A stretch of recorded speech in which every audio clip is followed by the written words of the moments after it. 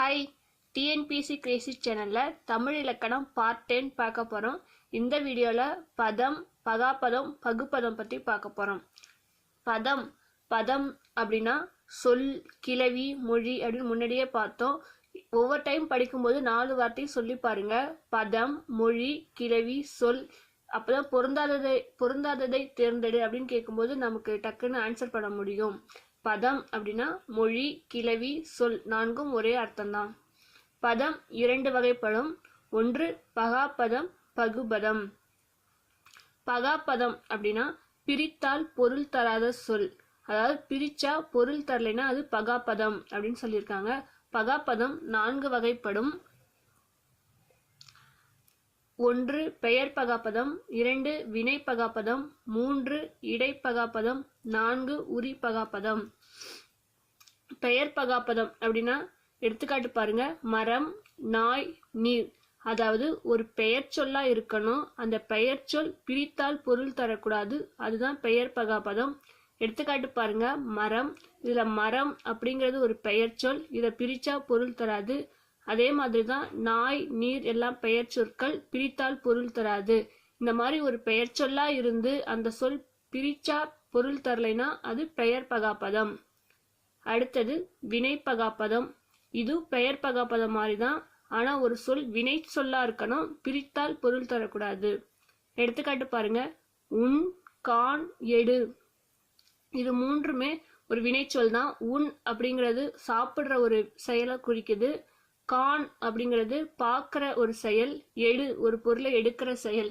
இந்த மாதிரி வினையை குறிக்கிற சொல்லா இருக்கணும். அந்த சொற்கள் பிரிச்சால் பொருள் தரக்கூடாது. இப்போ உன் அப்படிங்கிற வார்த்தையை பிரித்து பார்த்தா பொருள் தராது. அதே மாதிரி தான் கான், எடு எல்லாமே. இந்த மாதிரி ஒரு வினை சொல் பிரிச்சா பொருள் தரலைன்னா அது வினை பகாப்பதம். அடுத்தது இடைப்பகாப்பதம். இடைப்பகாப்பதம் அப்படின்னா இடைச்சொல்லா இருக்கணும். பிரித்தால் பொருள் தரக்கூடாது. இடைச்சொல் என்னென்னு பாருங்க. தில், மண், பிற. இதுதான் இடைச்சொற்கள். இது எப்படி ஞாபகம் வச்சுக்கிறீங்கன்னா, இடையில தில்மண் பிறந்தான். இடையில அப்படிங்கிறது இடைச்சொல். தில் அப்படின்னு தில், மண், பிறந்தான்றது பிற. தில், மண், பிற அப்படி ஞாபகம் வச்சுக்கோங்க. இடைச்சொற்கள் எப்பயுமே பகாப்பதங்களா தான் இருக்கும். அதாவது என்னன்னா இடைச்சொற்களை பிரிச்சா எப்பயுமே பொருள் தராது. அடுத்தது உரி பகாப்பதம். உரிச்சொற்கள் என்னென்னு பாருங்க. சால, நனி, கடி, உரு. அப்படியே ஒரே லைனா படிச்சுக்கோங்க. சால, நனி, கடி, உரு. இதெல்லாம் உரிச்சொற்கள். உரிச்சொற்களும் எப்பவுமே பகாப்பதமா தான் இருக்கும். பிரிச்சா பொருள் தராது. அதாவது இடைச்சொல்லும் உரிச்சொல்லும் எப்போதுமே பகாப்பதங்களாவே இருக்கும். இதை நல்லா படிச்சுக்கோங்க. காரணம் கூற்றுல கேட்கலாம். அவ்வளவுதாங்க பகாப்பதம். பகாப்பதம் பிரிச்சா பொருள் தராது.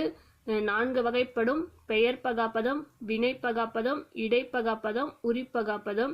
இதுல இடைப்பகாப்பதமும் உரி பகாப்பதமும் எப்பவுமே பகாப்பதமா மட்டுமே இருக்கும். அடுத்தது பகுப்பதம். பகுக்கவியலும் பதம். அதாவது பகாப்பதத்தை பிரிக்க முடியாதுன்னு பார்த்தோம். பகுப்பதத்தை பிரிக்க முடியும். பிரிச்சா பொருள் தரும். 2ஆ பிரிக்கும் போது பொருள் தர்ற சொல் தான் பகுபதம் அப்படின்னு சொல்றாங்க. பகுபதத்தை எத்தனை உறுப்புகளா பிரிக்கலாம்னா 2 முதல் 6 உறுப்புகளாக பிரிக்கலாம்.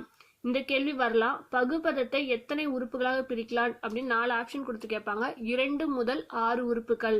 நல்லா நோட் பண்ணிக்கோங்க. அடுத்தது பகுபதம் 2 வகைப்படும். என்னென்னா பெயர் பகுபதம், வினை பகுபதம். பகாபதத்துல பார்த்தோம். பகாப்பதம் 4 வகைப்படும். பெயர் பகாப்பதம், வினை பகாப்பதம், இடைப்பகாப்பதம், உரி பகாப்பதம்.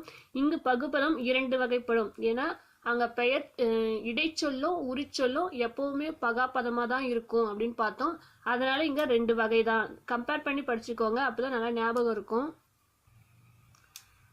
ஃபர்ஸ்ட் ஒன் பெயர் பகுபதம். பெயர் பகுபதம் அப்படின்னா பொருள், இடம், காலம், சினை, குணம், தொழில், எண் என 6ன் அடியாக தோன்றுவது. இதையும் நல்லா படிச்சுக்கோங்க. பெயர் பகுபதம்னா பொருள், இடம், காலம், சினை, குணம், தொழில் என 6ன் அடியாக தோன்றும். எடுத்துக்காட்டு பொன்னன். பொன்னன் அப்படிங்கிற ஒரு வார்த்தை. பொன்னன் இதை பிரிக்கும் போது பொன் கூட்டல் இன் கூட்டல் அன் அப்படின்னு வரும். இதுல பொன் அப்படிங்கிற வார்த்தை ஒரு பொருட்பெயர். அடுத்த எடுத்துக்காட்டு பாருங்க, ஊரன், ஊர் கூட்டல் அன், ஊர், இதுல ஊர் அப்படிங்கிற வார்த்தை ஒரு இடப்பெயர். அடுத்தது ஆதிரையான், ஆதிரை கூட்டல் ஈ கூட்டல் ஆண், இதுல ஆதிரை அப்படிங்கிறது ஒரு காலப்பெயர்.